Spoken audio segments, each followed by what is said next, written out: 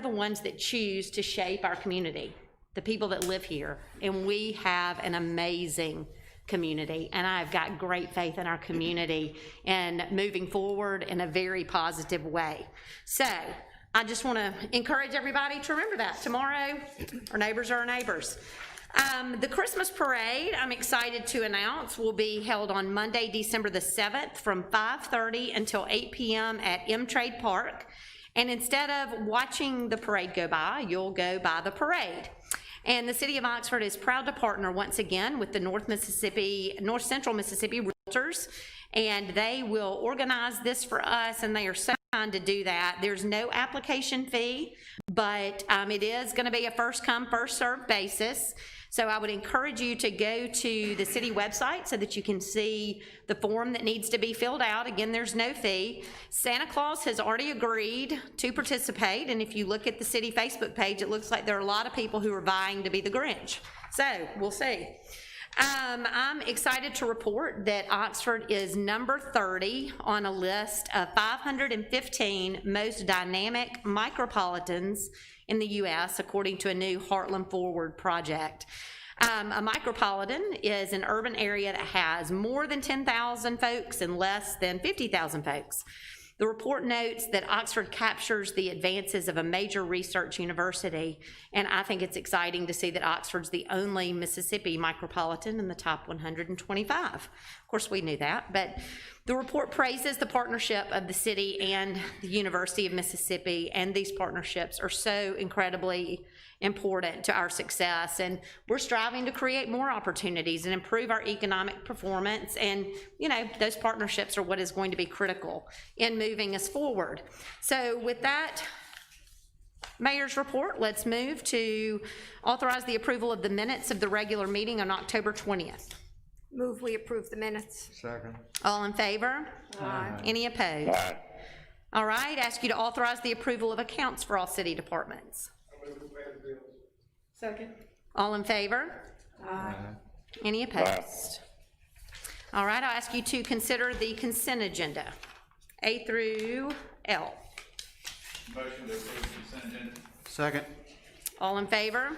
Aye. Any opposed? All right, well, I am super excited about the next two items on our agenda. The first is to recognize the Oxford High School swim team for their accomplishments. And so I know we've got some swim teamers here, medals in tow. So if y'all will come up here and stand so that everybody can see y'all. Thank you. And you can just face the audience, but I'm gonna read your names out. Call from John. Yeah, just was letting them come in, just up here across the front, so that they're not right on anybody. They can come this way. I just want everybody to see them. Oh, she's got two medals. I know. Bringing home all the bling, this crew is. And Coach Gonzalez is there on the front row, and so I'm going to read out the huge success that this Oxford High School swim team had this past week. Julia Dennis was a gold medalist, first in the girls 50 and 500 yard freestyle, fast as lightning. Charles Byers was first in the boys 100 freestyle and third in the 200 freestyle. Boys 200 free relay, Neil Sipkowski, Marydale Byers, Thomas Dominski, and Jacob Tolchinsky, I hope I'm getting those right, also were gold medalists. Other medalists, Cole Euler, second in the girls 50 and 100 yard freestyle. Girls 200 medley, Hannah Harper, Madeline Guy, Eleanor Maxwell, and Julia Dennis won a silver medal. In the boys 200 medley, Charles Byers, William Berry, Neil Sipkowski, and Jacob Tolchinsky won the bronze. In the girls 200 free, Hannah Harper, Cole Euler, Marydale Byers, and Emery Kate Schneider won silver. In the girls 400 free, Julia Dennis, Eleanor Maxwell, Madeline Guy, and Cole Euler won silver. And the girls team finished state runner-up, and the boys were second runner-up. You all have represented your community so well, and your high school, and we are so very proud of you. Thank you for coming and letting us celebrate you.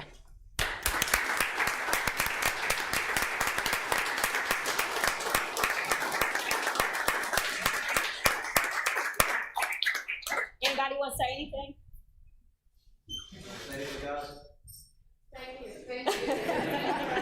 You're welcome. You're welcome. Coach, congratulations. Thank you. Congratulations.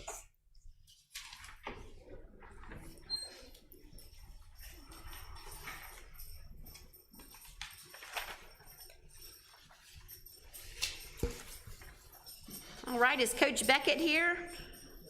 All right, come on up. Do you have any runners with you tonight?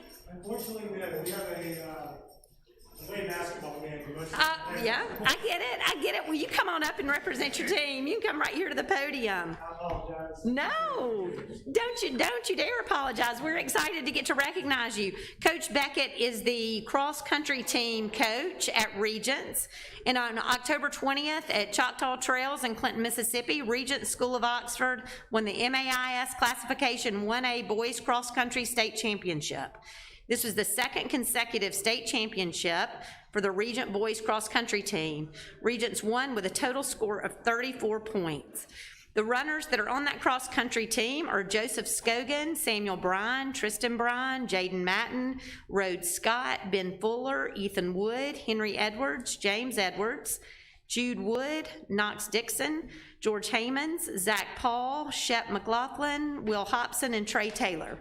Please pass along to all your runners how we are so proud of them and how much we appreciate the way they're representing our community, and thank you.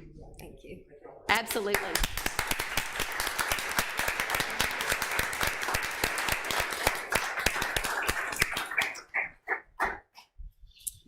All right, and after that fun stuff, we'll move on to accept the audit report and TVA annual report for fiscal year ended June 30th, 2020. Rob?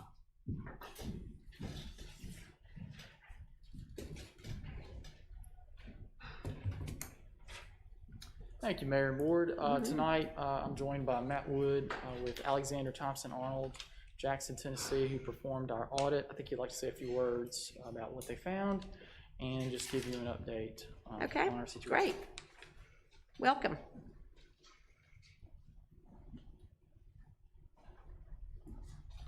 Mayor and Board, thank y'all for having me tonight. My name is Matt Wood. I'm a partner with ATA and had the opportunity to work with Oxford Electric and now Oxford Utilities in different capacities over the last few years. So I'll hit the highlights of our report. The first thing to say is we did issue an unmodified opinion, which means a clean audit opinion. So that means we found the financial statements to be free of material misstatement. We didn't find any issues that caused us to have concerns of fraud in any nature there inside of the financial statements. A few highlights numbers wise, total assets increased by $730,000. Most of that was cash and cash equivalents. The utility department paid off the only debt issue they had inside of 2020. So it gave them the opportunity to increase their assets this year. Net income was just over $1 million due to an operating profit of just over $2 million. Operating revenues were $22.9 million, a decrease from last year of 3.5%. We've seen that across TVA this year. We had a mild winter last year, which caused operating revenues to decrease. But what you hope to see is what we did see, that operating expenses decreased by 5%. So even with an operating revenue decrease, our net income and actually our operating income both increased from last year. The total net position of the utility increased by just over $1 million this year. That's compared to $739,000 last year. And our unrestricted net position increased by $1.12 million from last year.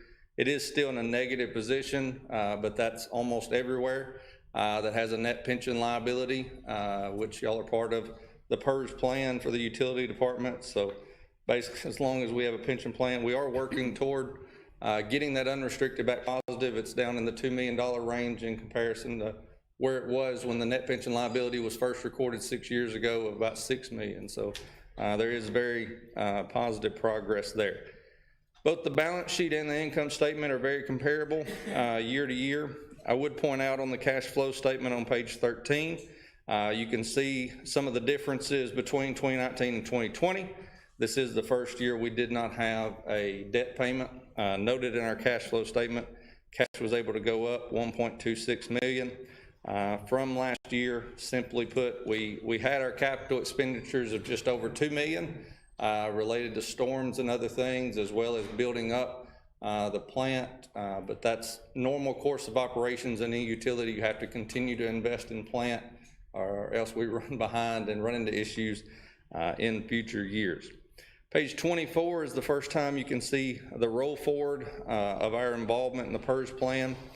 It is a cost-sharing plan, meaning it is not ours individually, part of the state of Mississippi. How we are instructed to divide out Oxford Utilities' portion of that plan is based on current year contributions, which the state gives us on an annual basis. So it was $4.49 million this year compared to $4.26 million. As stated, even though that is an increase, it's really nothing to do with our operations. It's just our portion of the contributions as a percentage of the state plan as a whole. The more interesting stuff, page 36, independent auditor's report on internal control. We found no issues. We're given the opportunity to report on internal control issues in multiple ways: material weaknesses, significant deficiencies, or issues with non-compliance with state laws or other regulations. We found none of those issues here. And then as a lower level, we're able to communicate with this board and management through a management letter any issues we deem needing work but not willing to be reported. We found no issues of that matter either. And then finally, we were asked to give a report on compliance with state laws and regulations, and we found no internal control issues or compliance issues with Oxford Utilities there either. Well, that's great news. Yeah, it is. Yeah. Any questions or comments, I'm happy to try and answer. Rob and Chastity and their whole team, great to work with. This was a difficult year for everybody. It's a weird year to go around and audit a lot of different organizations that are treating things way differently everywhere, but their team was great with us throughout the process, and thankful to be working with them. Absolutely. Thank you. Okay, Rob, you have anything to add? I don't, as far as the audit goes, but there's also the TVA annual report that's in there. It shows numbers for the year. We're still growing as a utility, as you can see in the numbers, and happy to answer any questions on those reports via email or call anytime. I know you've got other matters to deal with tonight, but those are the reports as we've submitted our audit and annual report to TVA. So I'm just happy to submit those. Thanks. I want to make a motion that we accept the Oxford Utilities audit and TVA report. Thank you. Second. All in favor? Aye. Any opposed? Thank you. Thank you, Rob. We are going to discuss COVID measures. We're going to start with Jimmy. Let Jimmy give us a numbers update on where we are.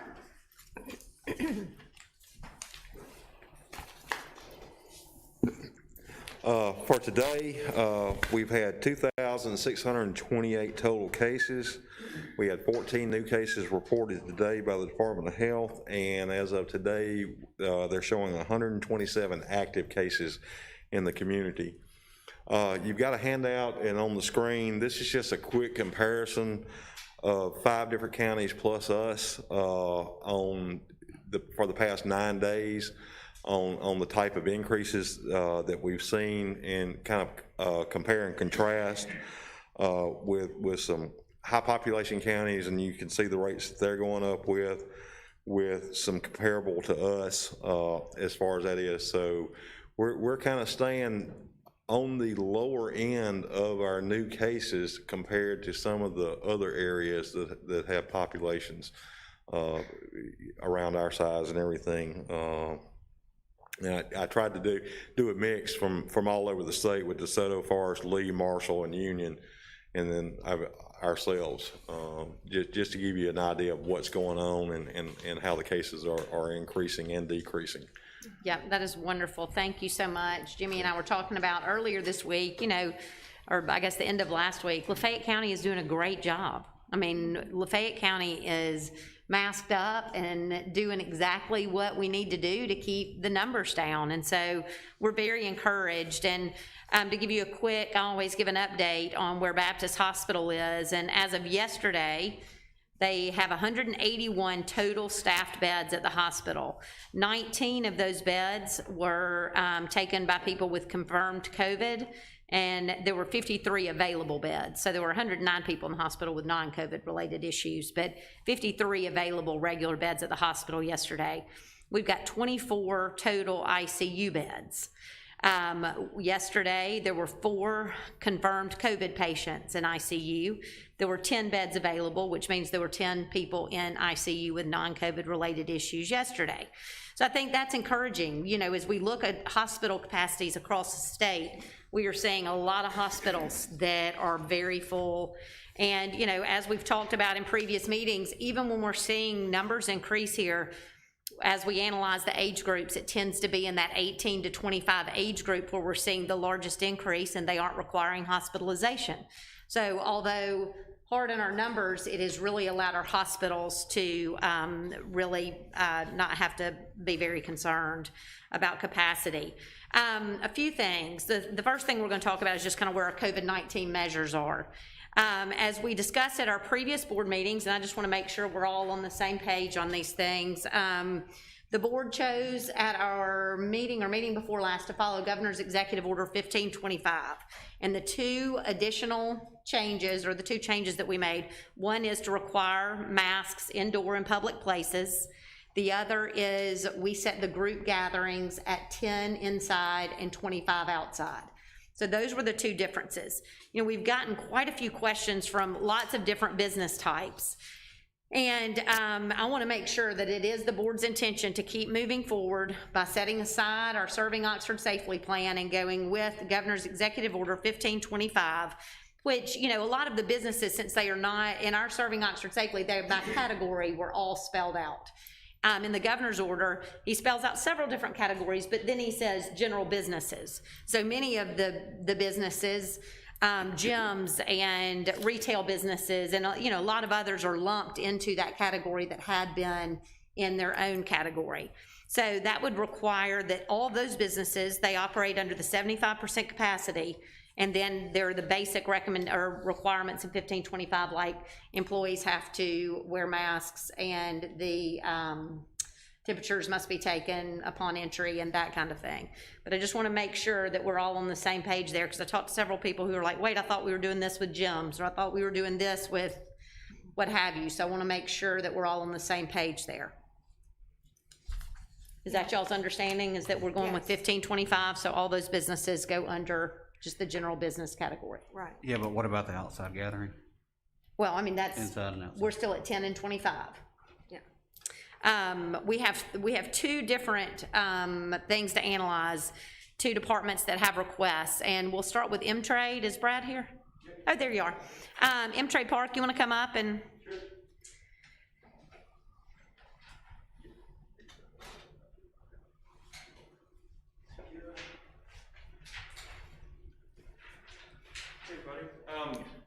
So we've had, obviously, the indoor facility closed during this time, and now that it's getting cold out and nasty, people are beginning to want to use it.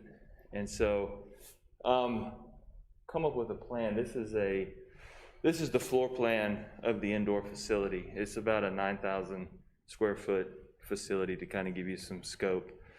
And what we're suggesting to kind of get this thing slowly back open is we have the ability to drop 2 cages right in the middle of the floor, which will kind of split it into thirds, and then only limit 2 cages to be rented per hour. And then also limit it to just team usage, which a team, most of the averages of a team is 15 people per team. So if you have 2 teams in there, you're gonna have 30 people. But if you can scroll down, I don't know who's running it, Chris but basically a team would have, other way. Scroll up. Yeah, sorry. Basically the team would have a cage and then kind of like that alley on the left or right We also have 2 entrances, which they can enter from. One would enter on the right, one would enter on the left, and then they would exit as well. So it would basically be a 30 people capacity limit. And we would get word out to these coaches, no parents just hovering around in there. We have the ability to lock the upstairs observation area, so. So what about equipment? Would they bring their own equipment Yeah. so that we're not That's right. recycling baseballs and whatever through there? That's correct. We would not, normally we provide baseballs, but we would not provide them. We would just provide them a space, so they'd have to bring their own equipment Okay. in this. And No, that's great. all bookings would be done online. There's no reservations like walk-ins, so we're just gonna limit as much traffic as possible. Okay. And so that's the plan, and I'm open to any questions Yeah. about it. Y'all have some questions? Yeah, I do. Our indoor gatherings, we're talking about 10 people in That's right. a house or whatever. And here, we're talking about 30. Yes, that would be kind of the limit. Each team has, their kids, there's about 12 kids and then 3 coaches, so 6 adults, and then the rest would be children. This, and M1525 that I've been trying to refresh my memory on today, it does specify indoor and outdoor arenas or play areas. And I wish it were not in font size, 3, but it says the number of guests in an outdoor or indoor arena should be no greater than 25% of the maximum seating capacity.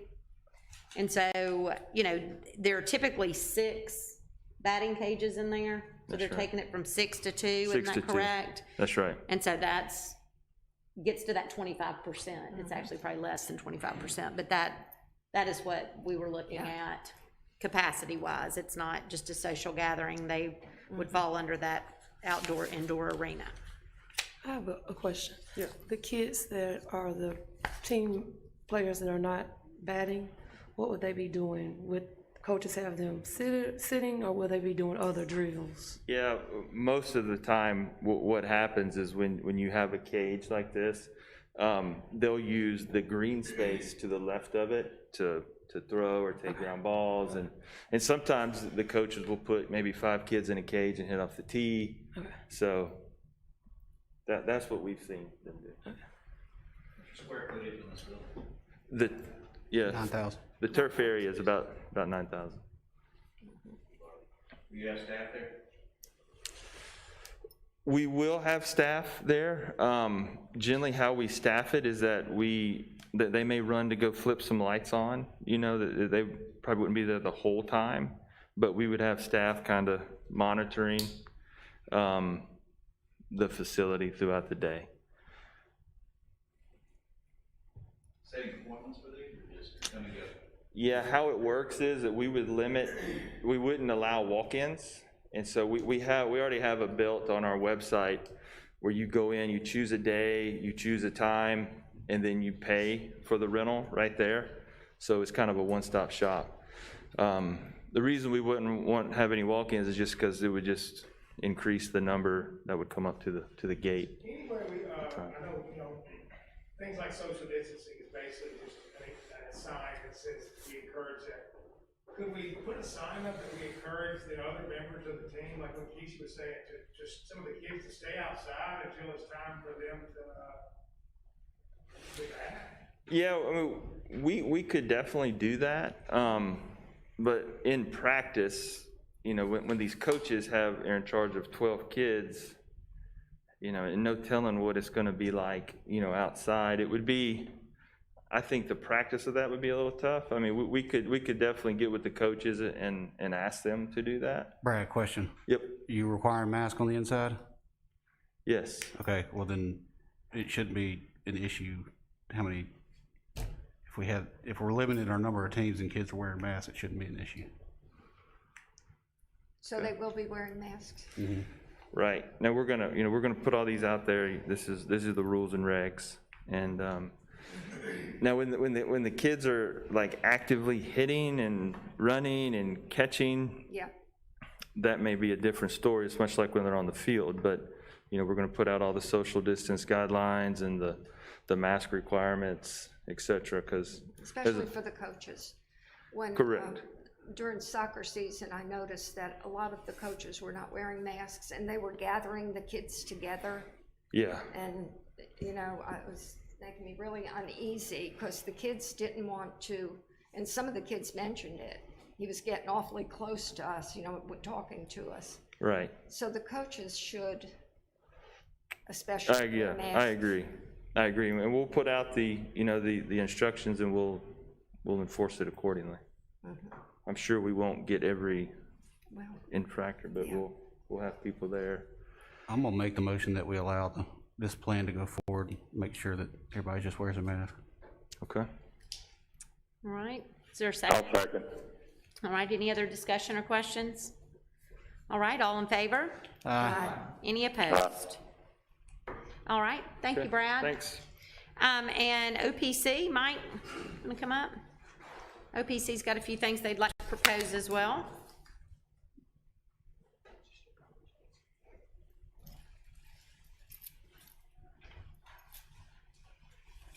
All right, good evening. First, I'd like to propose to you guys is you allowed us to open up the Coach House Center for our walking track and pickleball. Well, what we have come through doing our numbers and seeing trends is that we would like to come back and ask you guys that we kind of massage the numbers a little bit, where we would not go over the number of 18, but we would just, like, for instance, we'll take up our number that we're taking in for pickleball. So we'll take it up just a little higher. We have the dividers that we can divide it up accordingly, and then we'll never go over 18, and we'll never go higher than 10 on the walking track. Just change Yeah, the numbers around. so we'd be leaving the same ceiling Right. number, but you might have 10 playing pickleball and 8 walking instead of 10 walking and 8 playing pickleball. What is that? I move we allow that. Second. I would like you to put the dividers down, though. Yes, ma'am. For the pickleball. Yes, ma'am. All right, any other questions or suggestions? All right, and we have a motion and a second, all in favor? Any opposed? All right, anything else, Mike? Yeah, and one more thing, we were just wanted to bring before you guys to just kind of see what were your thoughts and us bringing forth basketball. We want to start our youth program up and get that going, and for us to do that correctly and have enough time, we would need to know something pretty soon so we can start the registration. Now, we do understand what season we're in, and we do know if you give us that blessing, we'll go ahead with that and put in all the protocols and get everything to you guys so you'll know what we're doing. But also, with that being said, if we're not able to do that, then we will go ahead and try to start our registration for soccer. So the first of the year, the beginning of the year, we will be looking at some sports program going on instead of having just a blank space right there. So just wanted to bring that before you guys because we really want to get in our basketball season. And if we don't get it in the beginning of the season, in the beginning of the year, we'll be looking at probably mid-summer for our youth basketball league or just basketball program in general. So I just wanted to bring that before you guys today.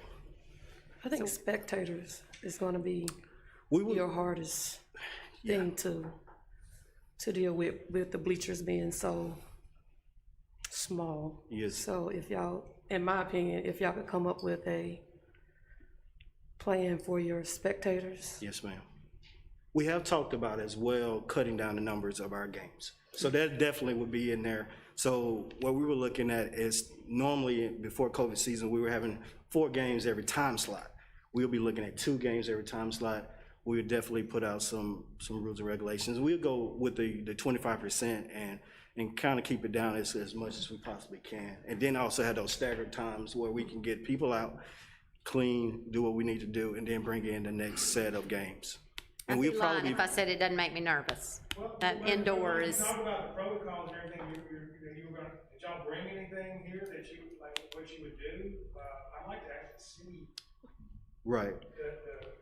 deal. And to be honest with you, I'm not necessarily opposed to it, it's just that, I don't know what they do in the school system, I don't have the kids, I don't know how close they are in the Right. school system now. But Keisha brings a great point about the spectators, it doesn't matter how many games there are, it's the one game, the one we're worried about is how many True. parents are there. Right. That's right, and we have been in talks, and we also been in talks with other cities and what they're doing with their protocols as well. And it's pretty much the same thing with masks. Now, once they're actually in the games, they're not wearing their masks at that time, but the players are wearing masks, coaches are wearing masks, even refs and scorekeepers are wearing masks in the building, which we would keep that up as well. But we also, like you said, we don't have it right now in stone. But those are the things that we talked about, and we were just trying to get the blessing to get the. If you brought us, I'm not speaking for it, if you brought us something, would it be too late for the next meeting if we got to see exactly what y'all's plan was? It will be right there on the cusp, because we have our board meeting on November the 16th. But like I said, we really want to get it, so yes, we'll get it to you, yes. Okay. That's no problem. I'm You might even think about concerned doing about- one spectator or one parent per child. child. Yeah, with Okay. masks on. Yes, Yeah, ma'am. it's gonna, I'm real leery about basketball. You know, that ball, it's not like pickleball where you're holding onto your own racket. That ball is being handled by everybody and. Correct. and it's- Yeah, they usually just swap them out. It's contact. It's just the amount of people that's there. Yeah. And Yeah. can we go back to pickleball for just a second? Sure. Do you all sanitize the rackets? Yes. Okay. Yes, ma'am. We sanitize everything out there. Everybody. Okay, Yes, great. ma'am. Okay, so, With John, if you'll come back with, yeah, Come if you'll Information. come back in 2 weeks with, Okay. you know, what your restrictions would be and guidelines would be and proposed numbers. And, you know, it may be that this year we can't accommodate as many basketball players as we've accommodated in the past. You know, I think we've got to think through not, how do we make it work with X number that we've always had?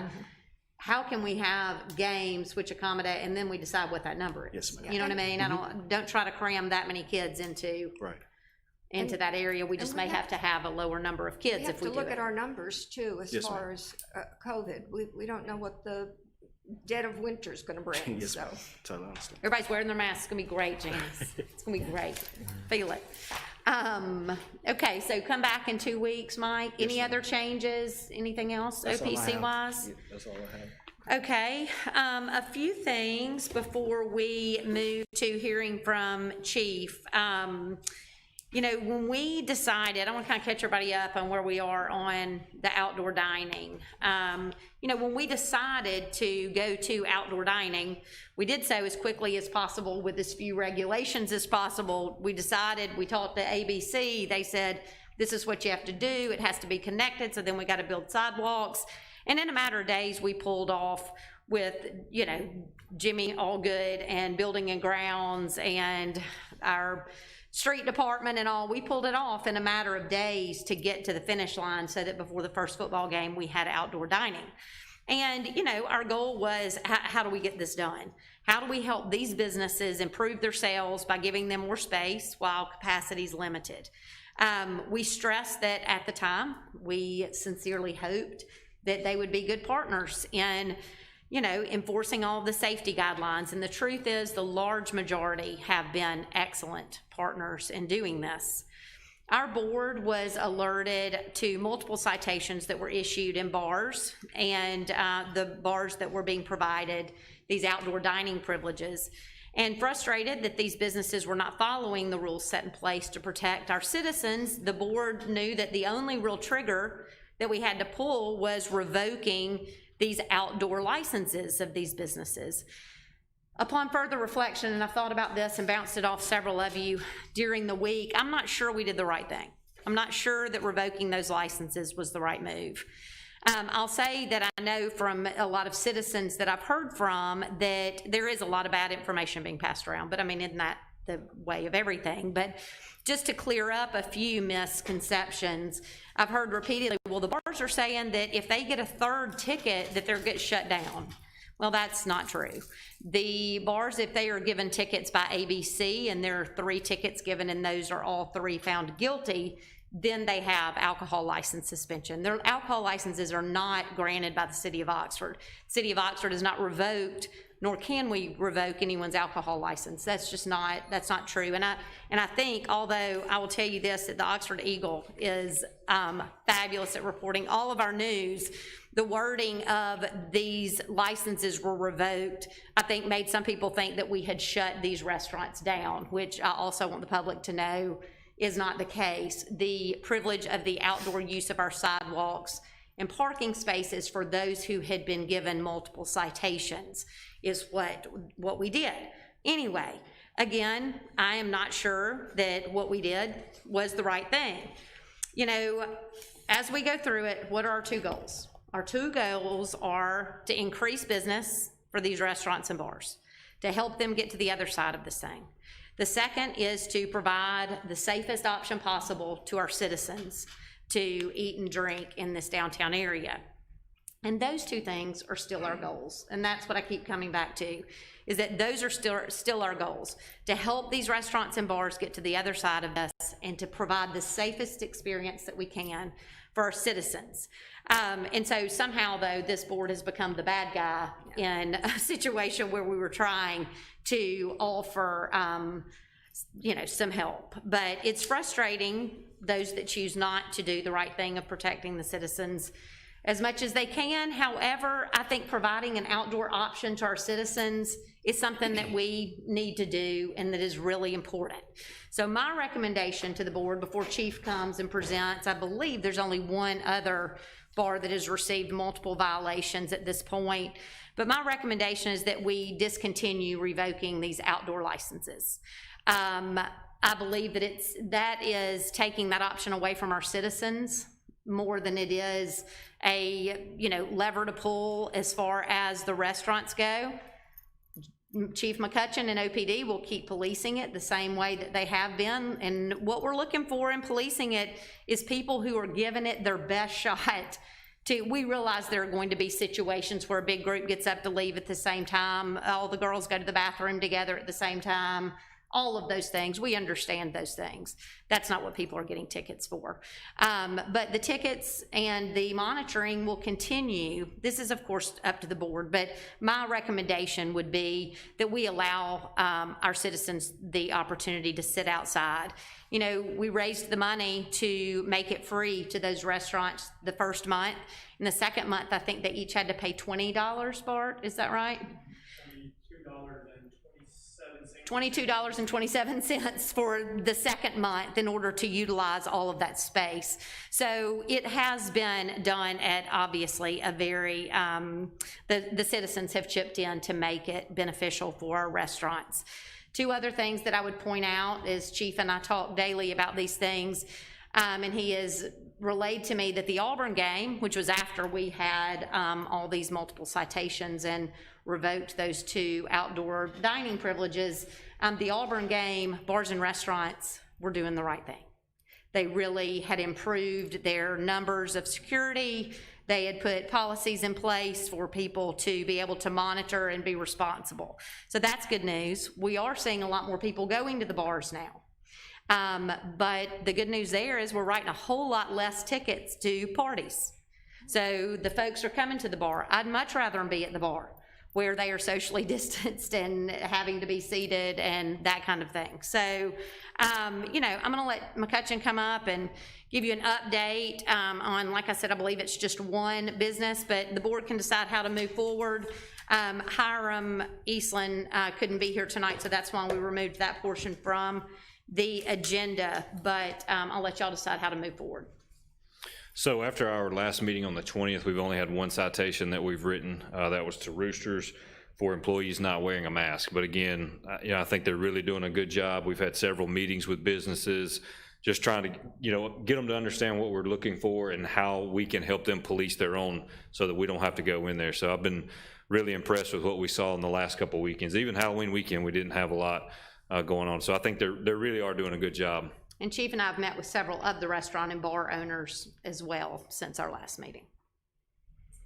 Mayor, I would say I did not know you were going to come with that, but it does make sense. I mean, the citation, the fine is really where where it's hurting, they're still gonna get the citation.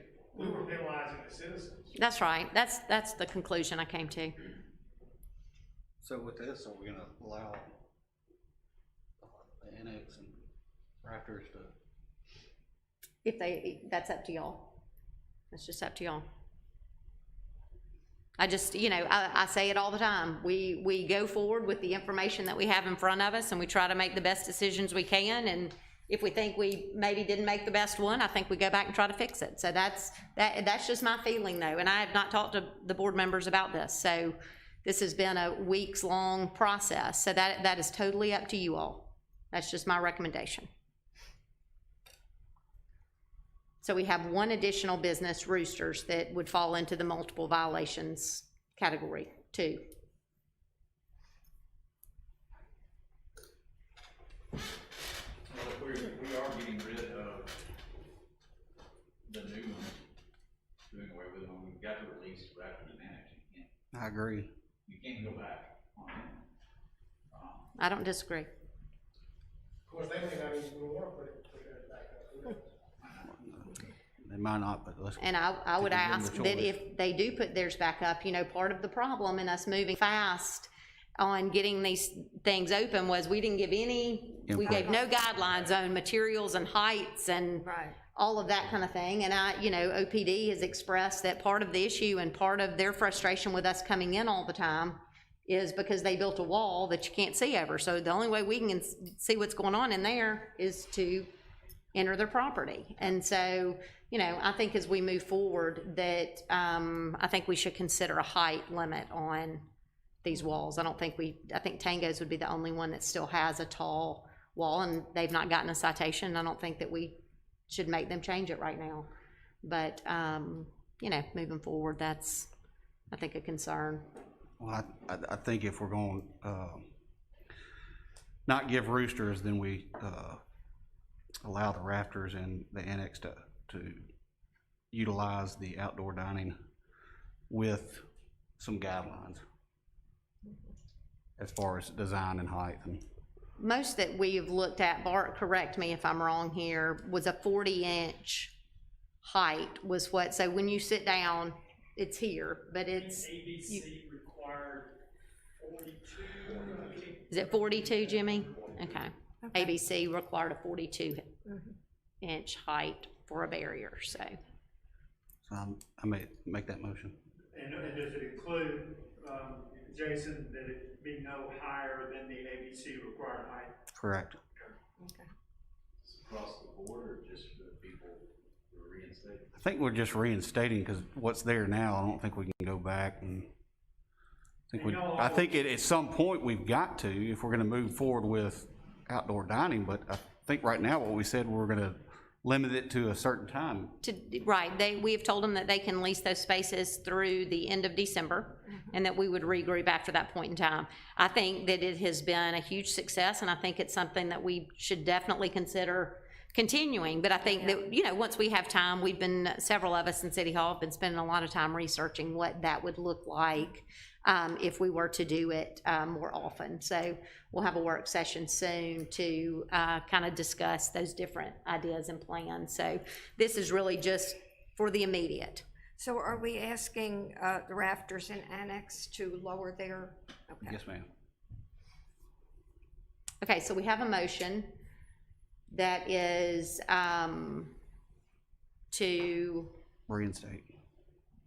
To allow rafters, if we're not gonna penalize Roosters, then we overturn our decision on rafters in the annex, and that if they choose to put their structure back up, that it is no higher than 42 inches. So reinstate their license. Yes. Structure no taller than 40. That's correct. 42, I think 42 inches is what our metal barriers are, and ABC was okay with that height. So I think that's my motion. all right. Is there a second? Second. All right, is there more discussion or questions? All right, all in favor? Aye. Opposed? All right, one other issue COVID related. We have, the governor's executive order expires at 5 PM on Wednesday, November the 11th. Our next meeting is Tuesday, the 17th. On the 11th, ours would remain in place because the resolution that we adopted said that we would follow Executive Order 1525 with those two changes until the board decided that we would not. So just so that you all know and so the public knows, ours will still be in place on Wednesday, the 11th at 5 o'clock, exactly as it stands now. And what I would recommend to the board is that we see what changes the governor recommends on the 11th, and then consider a special meeting soon after that, as we've done in the past when he gives new guidelines. Does that suit everybody? Yes. Yeah. Okay, so that's what we'll do. On the 11th, as soon as he releases new guidelines, I'll forward them to you, and we'll see if there are changes that we want to adopt as well, or whether we want to stay where we are. What we're doing is working. Yeah, it is. It's working, so thank you to our community. All right, next on our agenda is appeal of the Planning Commission's denial of case 2666, a request by Richard and Jane Cross for a special exception for a residential common interest development for property located at 308 North 16th Street, PPIN 6220. Ben. Thank you, Mayor. Good evening.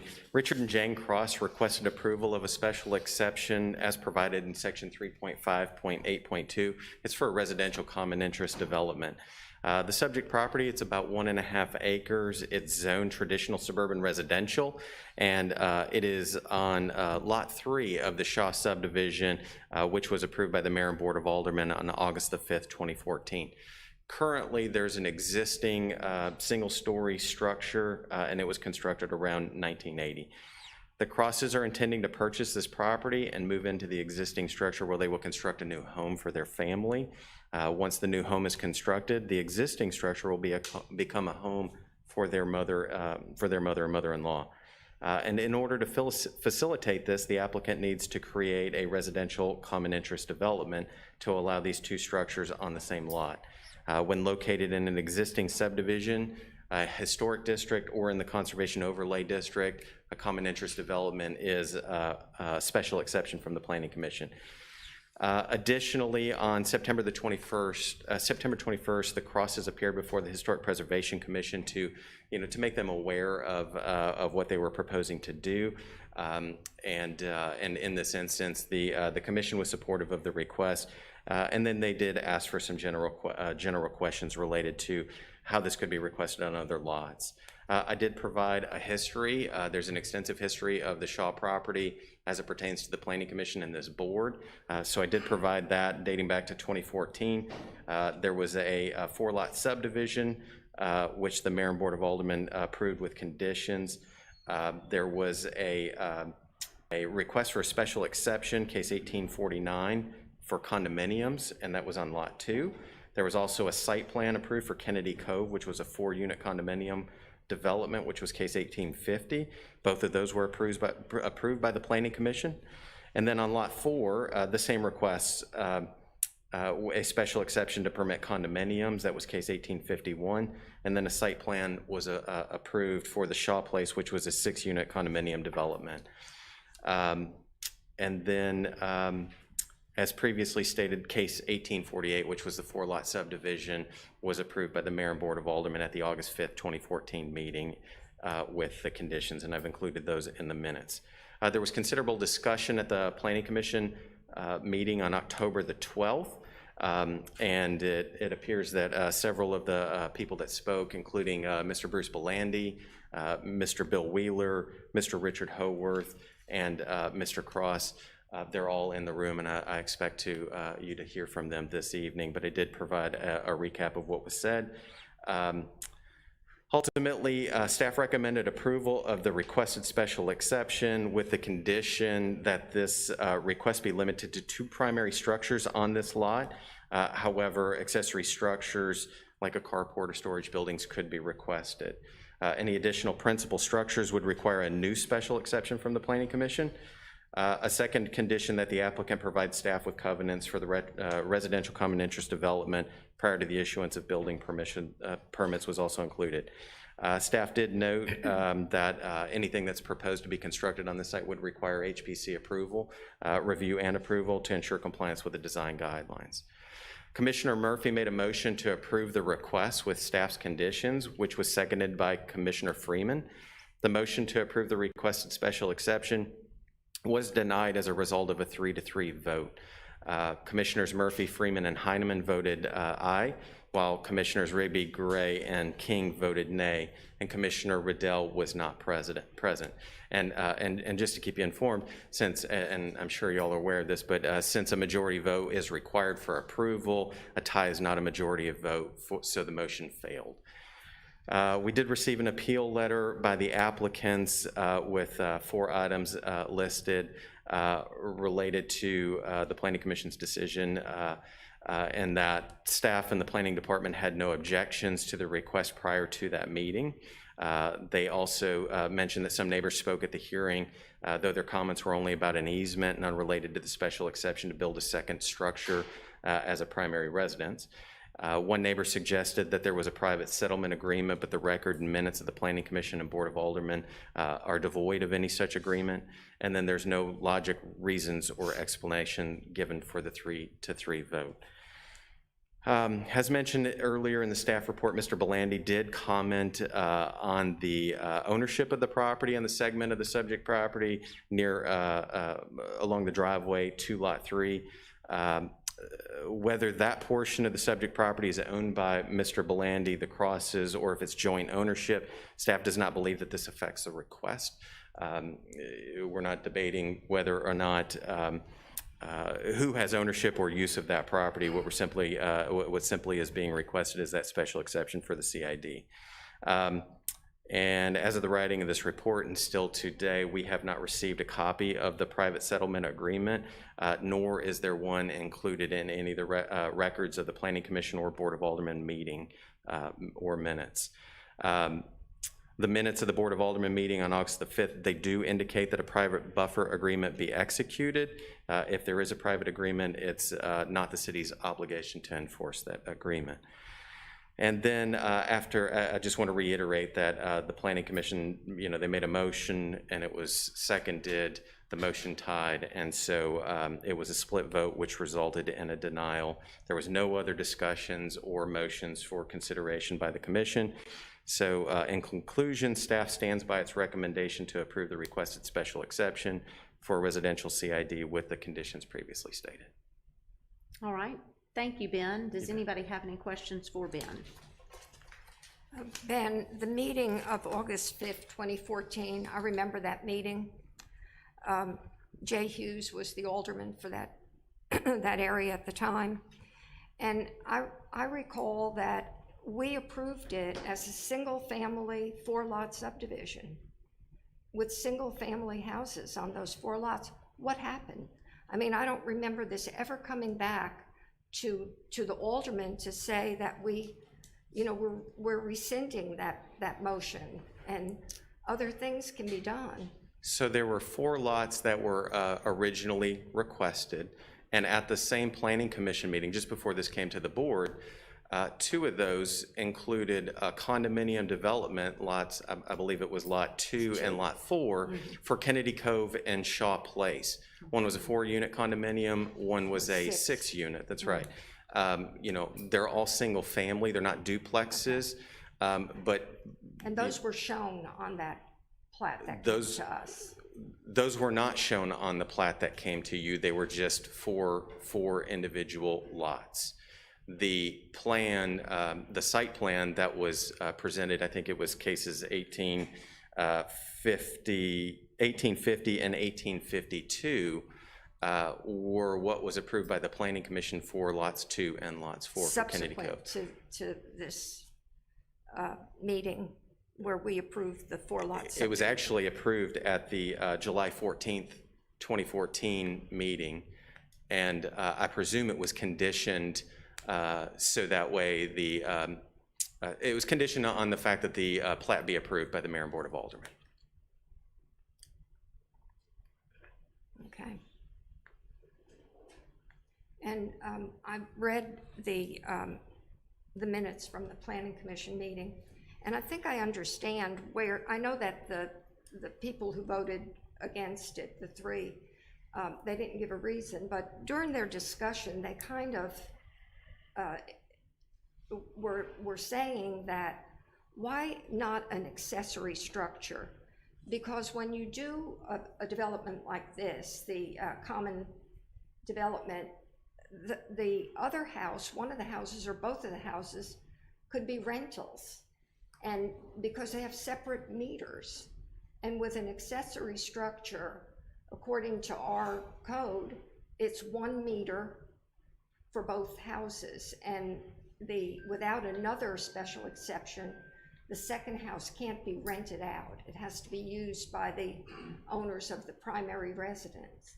So the use of an accessory structure arrangement would be more protection for neighborhood. Now, I'm sure the Crosses have no intention of renting out that second house, but we know what happens in Oxford. People move to another neighborhood, and then whatever goes with that land, the new owner can do. So did they even consider an accessory structure arrangement? In my conversations with the Crosses, we laid out all options that are available. Subdivision's not an option because a flag lot is prohibited in the Conservation Overlay District. I think that would have to be created for it to be subdivided here, or to amend the existing subdivision.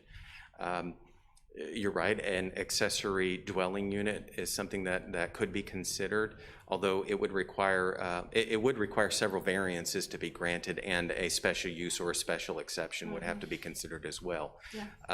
I think, and then this option is available, and so I think that option seemed to be the path of Least resistance, really. Yeah. Yeah, I'm sorry, I didn't mean to. That's okay. Put words in your mouth. But, you know, our zoning code, we try to let people know what they can do when they're developing their property, but sometimes we forget about what this development does to the existing neighborhoods or the existing neighbors. And the code, I think, is designed to do that too, to protect existing neighbors and citizens, and sometimes we just move right past that, so. Right, any other questions for Ben? Is there anybody else that would like to speak on this? All right, Bill?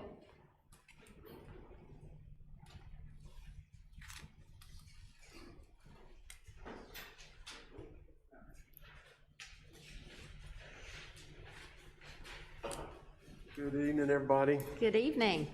Welcome. So nice to be back. Well, I'd love to switch spots with you. And I've got copies of my remarks for y'all.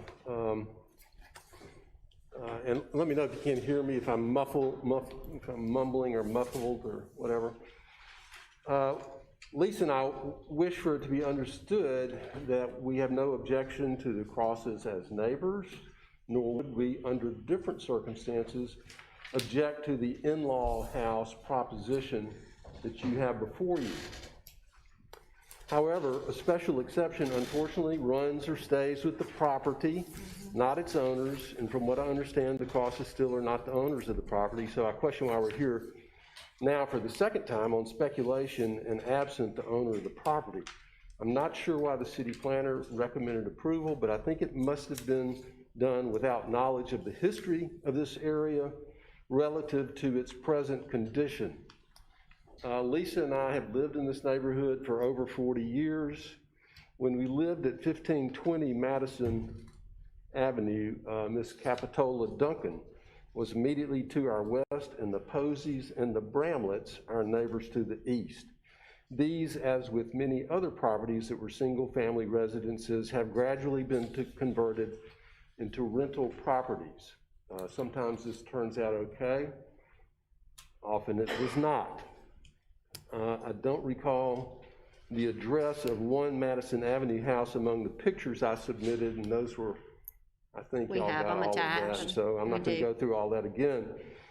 But you may identify this house by driving down Madison and looking for beer cans in the street in front of the house with garbage cans that are never removed from and are often in the street, plus there's a fire pit in the front yard. Here there are numerous residents with, at times, at least 8 cars and/or trucks parked there. 5 in the 2 double-wide driveways that are paved over what used to be the front yard, and 3 in the street in front of the house. We are concerned that the subject property with 2 houses may develop in a similar manner at any given time into rental property that, 1, serves to create a nuisance, and 2, devalues our own property. We're concerned about the potential for traffic on the easement, which is adjacent to our bedroom. George and Cindy Lucas, the most recent residents of that house, were in and out, but never at odd hours. Eleanor Shaw, before them, used mainly the driveway to Jefferson, not Madison. And old Mrs. Shaw used the easement only to push her little cart with wheels to and from Jitney Jungle for her groceries. We have already fought this battle once, several years ago, and thought it settled. Back when the Shaw property was subdivided, and Sid Bryan promised area neighbors he would renovate the Shaw house, which never happened, and to agree to limit this lot to one house, which is why it is zoned what it is now. As Bruce Belandi shall attest, the easement is represented on your documents as part of the subject property. In the Planning Commission meeting, only after we asserted joint ownership of the easement, it was conceded that the document was only conceptual. Yet the same so-called conceptual and misleading document is before you tonight, unless it has been changed within the last several hours. And there is reason to believe that this document may have been fraudulently filed in the courthouse as part of the subject property, not by the Crosses, but by somebody else. We, the Belandis and the Howarths, await clarification from our attorney for our own purposes of remedy. We only found out yesterday that this was going to be before you tonight. Otherwise, we would have tried to put the hurry up on the attorney. We have long witnessed, some of us more closely than others, all over the city, the granting of special exceptions that were sought primarily or solely on the basis of raising the value of a given property. And we have seen on numerous occasions those same special exceptions to devalue neighboring properties and to have adverse effects on the neighborhood and indeed the town of Oxford. Thank you. Thank you, Richard. Thank you. Any Do you have any questions? questions for Richard? Huh? Right. Thank you. Bill?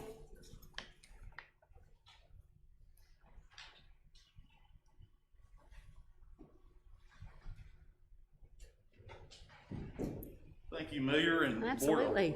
Thank you, Mayor and Board of Aldermen, for hearing me tonight. My name is Bill Wheeler. I live at 1700 Jefferson Avenue and own part of the property, about 3.5 acres there that juts up against the property that in question.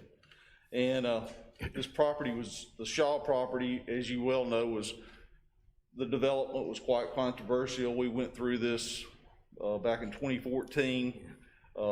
There was some litigation that was commenced and concluded. I gave up a easement across part of the property and then took a slice of land. And then Sid Bryant told me, he said, well, what we'll do with this property in question is we'll limit it to one house on there. And that way there won't be any development, because initially they were going to build condos all over.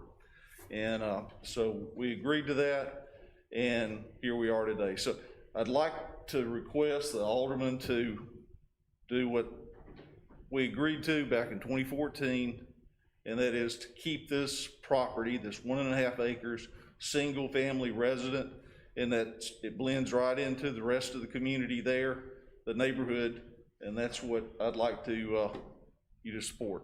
Thank you. All right, thank you, Bill.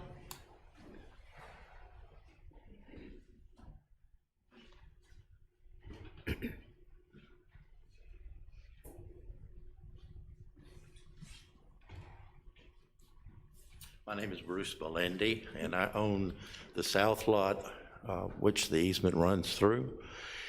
I just want to reiterate the point I made earlier because I am very concerned that a misrepresentation has been made of the ownership of this property. I found in the courthouse today a document, if you'd like, I'll submit it as evidence, where the survey that was submitted with the property description claiming that easement is property of Shaw Estates or Sid Bryan's properties. The surveyors disagreed that that property was not, he had no title to it. And that's in the report I had today from the courthouse. So my point is, I think at issue is the whole integrity of representing this property as it's been represented. And we, as Richard said, intend to have that corrected legally as soon as possible, because we've already had one incident because of the falsification. Last week, the gas company was going to put a line through the easement.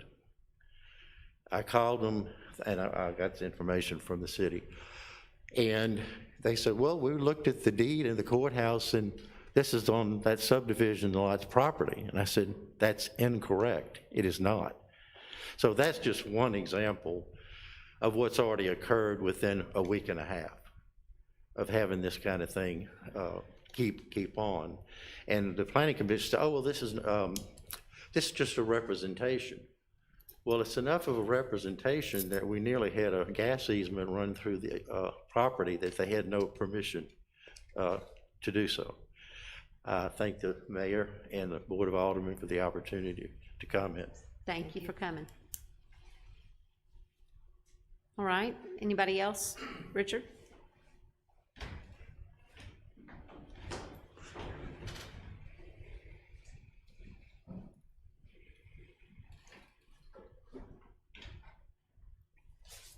Thank you, Mayor. Thank you, Board, for hearing this tonight. We certainly appreciate your service. I know this is not always the most fun job, but we appreciate your willingness to serve.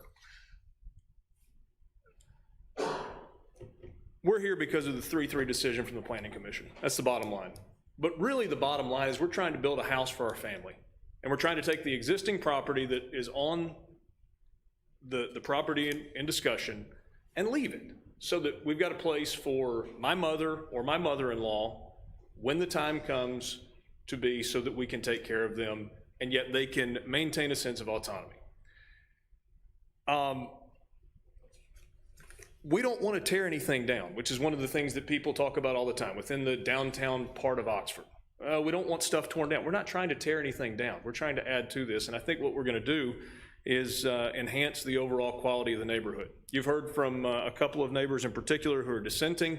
I think you have in packets. If you don't, I've got copies of them, letters from 4 different neighbors within the neighborhood who have spoke to their support of what we're trying to do, have spoken to the idea of a family moving in being an enhancement to the neighborhood as opposed to more rental property. Our plan is not to rent this property. I've been pretty specific about that. I think the development of the Shaw property has been pretty well documented. There are a couple of things that I would point to. Mr. Wheeler changed his tune a little bit tonight. Before the Planning Commission, he made it abundantly clear that there was a signed settlement agreement that said there would only be one single family residence on this property. And yet, despite my attorney reaching out to him and asking for a copy of that, we've not seen a signed settlement agreement. And tonight the story is, well, Sid Bryan told me that this was what it was going to be. I believe that Mr. Wheeler is an attorney. And I believe there's a paper trail about a mile long for the easement that we're talking about on the edge of the property, where it is abundantly clear this was discussed and was agreed upon. If there was ever an agreement to have only one single family property between Sid Bryan and Mr. Wheeler, there would also be signed documents for that. They don't exist. Number 2, Mr. Belendi mentions the gas line, that after a week and a half, we've already had an issue because of this. First of all, Mr. Belendi and I had a great conversation this morning, standing at the edge of the driveway, in which we looked at this map together, and the tax map is the one that we're talking about, which is included in this packet. And yes, it shows ownership that goes with the property. which I believe means the property owner of Lot 3 has been actually paying the taxes for all of this time, conveniently. But that's not a legal document. And he showed me the survey that we talked about. He said, do you see the crosshatched area in the survey? He said, read the surveyor's comments. He said, what does it say? And I said, it says that there's joint ownership, which is exactly what we agree with, what we talk about.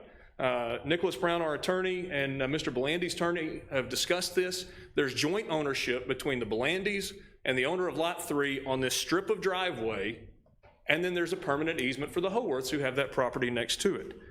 And by the way, the reason they're rerunning a gas line is because of the city's construction of a sidewalk along East Jackson Avenue, which is great for the subdivision. And so it's having to be moved because there's a sinkhole in the front of the Shaw property, and that is what is referred to by CenterPoint as an abandoned gas line. And that's the reason they were moving it. It's not anything that I requested or asked for. And so it's not my fault that CenterPoint decided to come in and put a new gas line in. We're asking you to approve this. This is certainly more contentious than I ever imagined that it would be. We want to be good neighbors. We've lived in Oxford for a really long time. This has been my home since I was 8 years old. I'm about to be 40. I love Oxford. I don't know that I ever thought that I would be able to live this close to the square in downtown Oxford. We think this is a great place. This is where we want to build our home.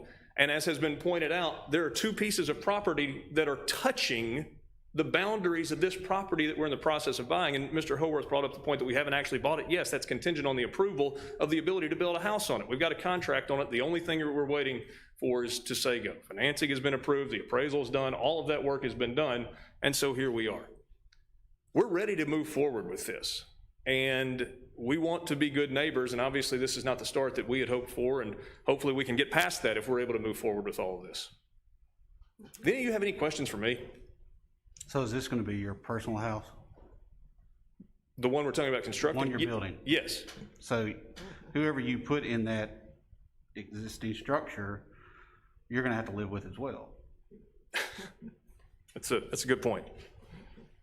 And look, I mean, if we're going to buy this property regardless, and if we're not allowed to build a house on it, you know what we're going to do? Exactly what they don't want. We're going to rent the place.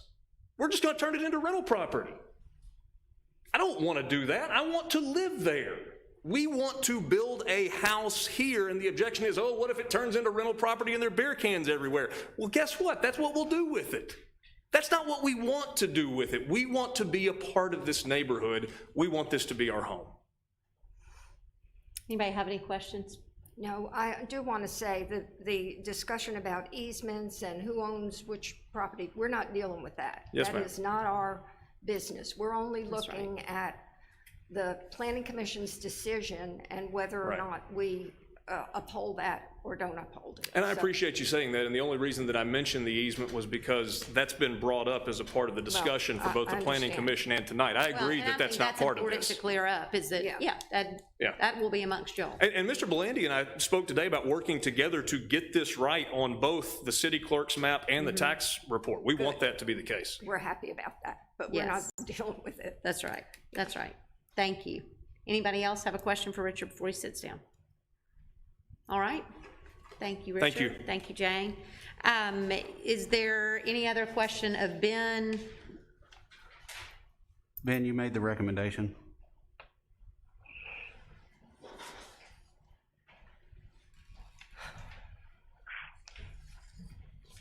Yes, I did. Made a recommendation of approval with the conditions that were stated in the Planning Commission report. Ben, there's a happy medium here where the Crosses can have both of their houses and the neighbors will have some protection from it being turned into a rental if the Crosses sell the property. And that is, instead of a common interest development, to do it a different way and get a special exception for an accessory dwelling. And I mean, that would be what I would recommend. They would have to get that special use or special exception, and then they would additionally be required to seek variances because the accessory dwelling already, or that the house that's there already exceeds the limitation for square footage for an accessory dwelling unit, and then for the location where it is. Well, is that a problem for the planning commission to address those variances? I mean, they It's may not a not problem want for to do them to, that. That is just my suggestion. It seems like a way to make things better for the neighbors. It's not going to completely satisfy them, but it'll give them some protection and yet allow the Crosses to have both dwellings on that lot. How does this tie together with your two pieces? What they're asking for now and what Janice said? What are the two differences? so you would have, you'd be required to place covenants that you're not going to rent the property. You would have a single meter, and A square footage limitation? there's a square footage limitation, no more than 1,000 or 50% of the gross square foot of the primary structure. I would imagine that it would be 1,000 square feet. And then the location of, of the existing structure would require the variance. Those would be the differences. So the additional structure that could be built could only be 1,000 square feet? No. No. The accessory dwelling is limited to no more than 1,000 square feet, so then you would have to They get have to get a variance. you'd have to get the I variance to gotcha, that. I gotcha. Sorry, I'm trying to track along there. That was a new one for me. So I guess my question would be to Richard Cross, is that something you want to do? Need to come forward or speak from here? It doesn't matter. It doesn't matter. That's not my preference. My preference is to go forward this way because we're so far down the path and we feel that we have operated within the mechanism in place that the city has in place to go through this process, and because that was the recommendation of the planning department. I'm not overly opposed to the concept, but it feels like we've gone a long way down this road to just start over. Well, it would take just one more planning commission meeting. I mean, I don't think it would be something that's going to delay you too long. But again, Pardon me for interrupting. We have no assurance, though, that the planning commission would approve it. And then we would have to turn around and appeal it, and we would be back here all over again. yeah, possibly. Is there a way to tie all this into a deed of this property that it is not a real property or it is not? I mean, basically trying to get the best of both worlds. Right. Not that we can. We can't do that. I mean, that'd be a, matter between the seller and buyer, not us. And of course, we can't mandate that we go this route. It would have to be something that the applicant would have to apply for to the planning commission. It's just a suggestion that I think would help the neighbors, give them some assurance that they're not going to have two rental houses on that property. This is Mark. One of our biggest concerns is the rental. The Crosses have to submit covenants. Why don't we put in the covenants, no rental allowed? And then proceed with the CID. We can't enforce the covenants. The city doesn't ever. I don't know who would if it's just covenants on a single-family house. I don't even know if covenants go with the land. Do they carry over? They would. So. That would be a legal document that could be enforced. Well, not by the city, but by whomever. Who? The neighbors would have to deal with it again. Neighbors, yeah. Yeah. I mean, to me, that's the best process forward. But this being a primary residence, and I mean, if what they're gonna build there is not gonna be a rental property. I mean, it's not. It's gonna be their home. And so, I mean, I'm of the recommendation that we take the recommendation of the planning department and approve. I'll make that motion. All right, so there's a motion to overturn the planning commission's decision, and is there a second? I'll second.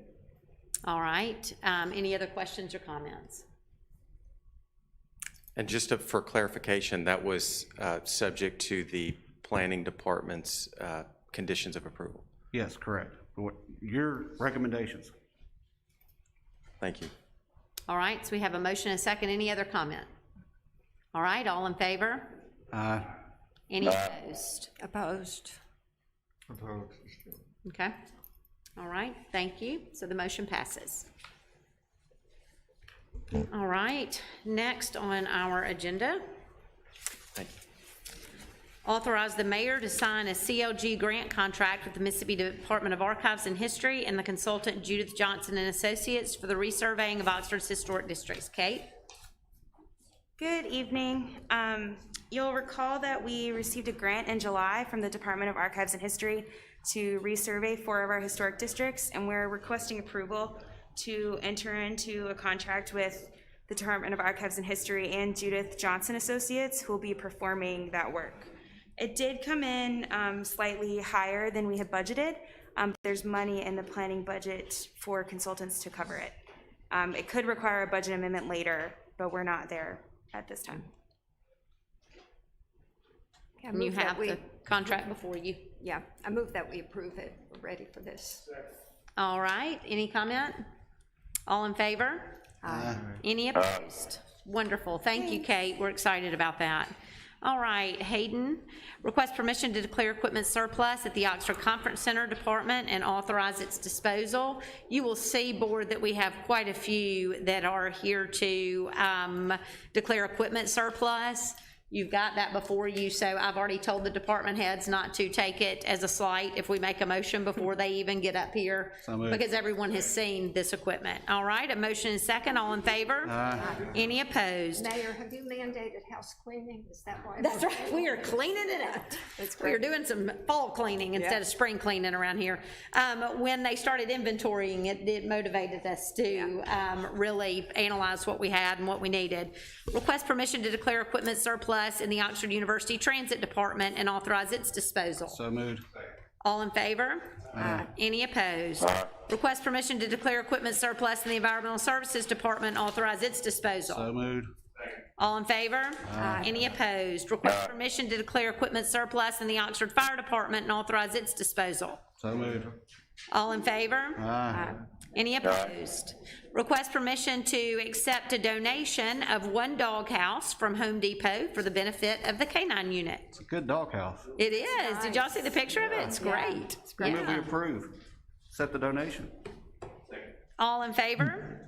Any opposed? Request permission to accept a donation for a 1996 Kubota M4700S tractor, serial number 20899, from the Weaver Family LLC for the benefit of the Mountain Patrol Unit. So moved. Second. That's right, I'm like, somebody take the tractor. That's right, I know. All in favor? Any opposed? And please give our thanks to the Weaver family for that very kind donation. Request permission to accept a donation from the Bonnie Vault Estate in the amount of $102.76 for the benefit of the Mountain Patrol. Second. All in favor? Any opposed? Request permission for Visit Oxford to use the City Hall Plaza and Downtown Square for live music, art demos, and leisure tourism activities and events with amplified sound from 10 a.m. to 10 p.m. on December 4th, 5th, 11th, 12th, 13th, 18th, and 19th. So moved. Second. All in favor? Any opposed? All right, and we'll slow down. Request permission to approve a proposed contract between the City of Oxford Police Department and towing companies. Chief? So in January of 2021, our current contract with our towing companies will expire. We have worked up a new contract that we proposed to you guys with just a couple of modified changes that would be significant. One would be that this contract would be a 2-year contract. It wouldn't be a 1-year contract. And then we would also request that we would reduce our current, so we have 5 on the record rotation currently. We want to reduce that to 2, and then have a third that would be a third optional in case, one of the companies gets in trouble or a contract goes out. And then the third part of that would be, it wouldn't be a selection by the police department. We would get with you guys and create a committee that would do interviews. They would select the 2 companies. We would bring that back to the board for approval. Good, that sounds good. I think it's a great plan. Yeah. Y'all have any other questions or No, we approve the proposal. want any contract. more information? Second. All in favor? Any opposed? Great, thank you, Chief. Request permission to declare 2 vehicles in the Oxford Police Department surplus and sell them via govdeals.com. So moved. All in favor? Any opposed? Request permission to declare equipment surplus in the Oxford Police Department Parking Division and authorize its disposal. So moved. What happens to a wheel lock? Yeah, what a, I mean, it's a piece of steel. Recycled. A 15,000-pound winch and a tow truck. Okay. Second. They don't drag real well. All right, is there a motion? Yes. Second. Second, all in favor? Any opposed? Request permission to apply for a FEMA public assistance for the Easter storm event that occurred in March 2020 and to designate Jimmy Allgood as the applicant agent for the city of Oxford. Yes, this is the cleanup paperwork so we can get paid from FEMA in the state. We need. Second. All in favor? Any opposed? All right, authorize the mayor to sign the local state agreement to receive MEMA public assistance funds for the damages that occurred during the Easter storm in March 2020. second. All in favor? Any opposed? And a huge shout out and thank you to Jimmy Allgood, who has had so much on his plate over the past 8 or 9 months, but has not dropped one ball and has consistently figured out how for us to, from CARES money to FEMA money to MEMA money, from tornadoes and storms and pandemics, and what a time to be the emergency management coordinator. So thank you to Jimmy Allgood for all of his, what are you doing? So moved. Oh, so moved, so moved. Okay, so next is consider bids for the Slack Road Lift Station. Rihanna.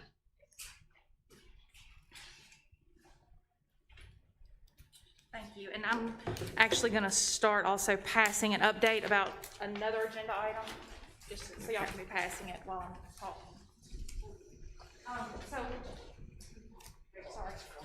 We received bids for the Slack Road Lift Station project on October 22nd. The bids came in at, the lowest bid was $195,930. It was more than twice what the board had allocated and what we had estimated for the project. I recommend that we reject all bids for the project, and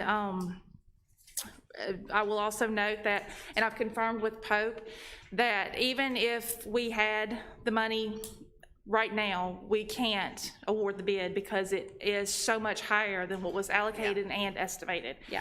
So I would recommend that you reject bids, and I would also ask that you grant permission to advertise, re-advertise for the project. So what we're gonna do is go back and look and see if we can change the design any, or if there's a COVID bubble, perhaps that may change, or if there's other funding available. So I would, that was not in the memo, but I would ask. Okay, so then we need a motion to reject these bids, and then Yes. a second motion to re-advertise. Yes. Second. All in favor? Any opposed? Okay, that was to reject these bids. Could I have a motion to re-advertise? So moved. Second, all in favor? Any opposed? Thank you. All right, consider a request for a revocable license to St. Peter's Episcopal Church for retaining wall and drainage structures on the right-of-way on Van Buren. Yes, St. Peter's received site plan approval in, earlier in March, and part of their site plan includes a small retaining wall that extends onto the right-of-way by about 3 to 4 feet. It would be between the church property and the sidewalk. The wall would be no higher than, I believe, a foot on the right-of-way. It's a little small knee wall, and so that would be on the property. And then there's also, where there's underground detention has to come and connect to the city's existing junction box, there would be 2 pipes that come in there that would be on right away. So the request is for a revocable license for. Like we always do. Yes, yes. And so I would recommend approval of that request. Move we approve. Second. All in favor? Any opposed? All right, discuss driveway access to St. Peter's Episcopal Church and impacts on metered parking locations. Yes.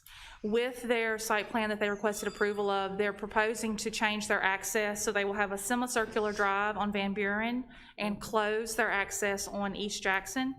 What that means is that the parking spaces will be moved, and so they took this request to the Downtown Parking Advisory Commission, and they recommended approval. There will be no net loss in parking, but the 2 parking spaces will be moved from Van Buren to East Jackson. And in their plans, they show how those spaces would be moved. So in consideration with the Parking Advisory Commission's recommendation, I would ask for you to confirm if you want to approve that change to access. Yeah, looks fine, so I moved. move to approve. All right, all in favor? Aye. Any opposed? All right, discuss inspection findings, potential scope of work, and advertisement for the Oxford Conference Center's roof repair project. Yes, and I have just provided you with an updated report. I had previously written in my memo that I would have this report, and I received it late this afternoon. What the report details is that there is approximately 7,400 square feet of roof area on the west, southwest side. That's where the National Guard Armory is. That does have damage.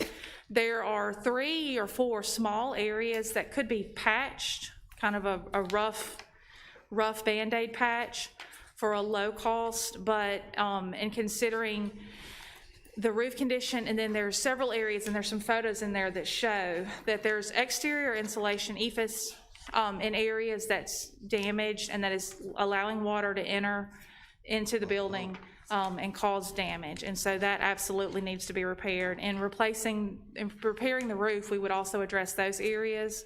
The architect does recommend that we go ahead and do that. That gives us the full benefit of the warranty with the repairs, and this work would be done in the budget of what was allowed for the conference center repairs. So I would request that we allow permission to advertise for this project, and then the report also provides some other items that we will be looking at, and I'll talk with Hayden about more, and she'll be coming to the board probably during budget hearings about some other items to repair and some long-term maintenance in some other areas, and we will continue discussions with the Guard as well. How much did we put in the budget? $150,000, and this work is under that. The most expensive choice on the roof. We're just gonna replace the roof, and it's the most expensive choice, just not knowing what they were buying. Yes, They're gonna find with a stuff, you 20-year gotta fix it warranty. right. Yes, and there are some other things that have been found, but the good news is that they did a complete inspection of the entire roof, and the area that's damaged is limited to this area. So the remainder, the areas that water's getting in, there's some other things that need to be done, but the primary leaks are confined into this one area. So we're gonna advertise for repairs, correct? Yes. Well, it would be, but the repairs would be a new roof and also doing some repairs to the exterior walls. And the EIFS. Yes, with the EIFS. So we couldn't just repair the rest of it and not do a new roof? Well, so the repair is putting a new roof on this small portion of the roof. It's not for the entire conference center. It's just this 7,400 square feet area. All right, move that we allow you to advertise for bids. All right, second, all in favor? Any opposed? Great, thank you, Rihanna. Consider change order number 3 from Andy Forney Construction for upgrades to the reflection pond finish. Yes, I'm asking for consideration for this upgrade in the pool finish. The original pool finish that we specified was a quartzscape. This is a Jewelscape product. It has a little longer warranty. I think it will. We've looked at it underwater. It won't show as much. Yeah, we've looked at it. Don't think it'll show as much dirt, debris. It will last longer. It's a little nicer aesthetically because the pond itself is so shallow that you'll actually be able to see the bottom of it. And it's $732 cheaper?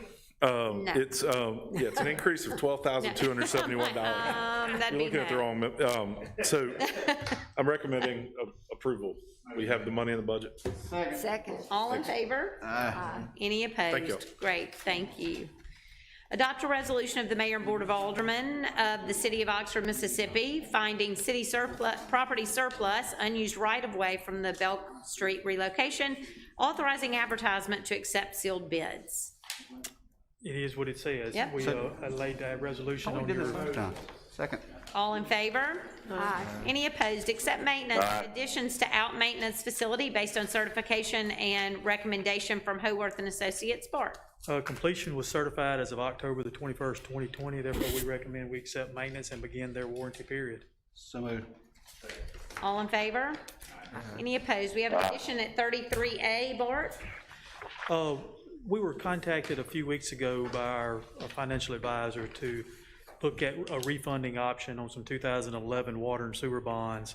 We have a commitment from The First, which is the name of a bank, The First Bank, to purchase those, to refund those water and sewer bonds. It'll be at a rate of about 1.55%, save us a little over $500,000 over the next 10 years. Yeah, great. We'll ask you to authorize the mayor to sign this commitment agreement, and Steve Pittman and Steve Eds will be back, the November the 17th meeting to present formal resolutions for you to move forward. So moved. Second. That's right, great news. All in favor? Patterson, we appreciate you getting that. No kidding. Any opposed? All right, thank you. I would ask the board to consider an executive session. Move we consider executive session. All in favor? Any opposed?